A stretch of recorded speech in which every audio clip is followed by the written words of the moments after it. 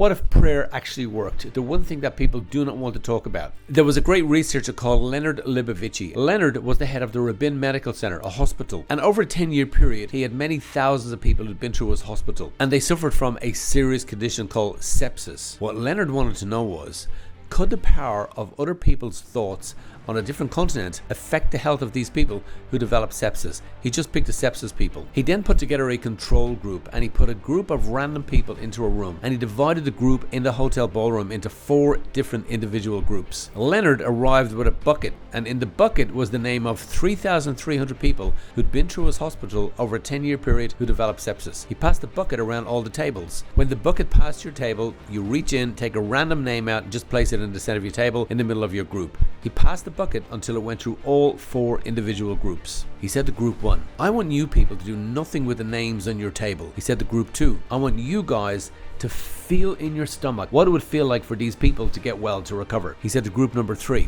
I want you guys to not feel it in your stomach, but to think it in your head, what it would be like for these people to get well. And he said to group number 4, I want you guys to feel and think in the core of you, in the depths of you, that you can feel the emotion of what it would be like if these people healed from their very serious life-threatening condition. And do you know, of all the 4 groups, the people in group 4, named in the center of a table, random people who the people in the group never heard of and didn't know, had shorter hospital stay, faster recovery, and less fatality than all the other groups. In other words, the collective thinking of people on one continent literally affected the health of people on another continent. That is astounding. That experiment has been undertaken many times. Just think about this. When you meditate, you have no idea of the power that a human brain harnesses, of the energy that runs rampant between your neurons. And you harness this thing. You carry this thing around every single day. How have you been using it? Beliefs. And then people with negative beliefs wonder why they have a negative life. When the conscious thinking of people on one continent affects the health of people on another continent and they don't know each other, you got to admit it. Your thoughts are affecting your reality. Change your thinking. Meditation is powerful. So too is prayer, because everything gives rise to belief. When you believe, you create.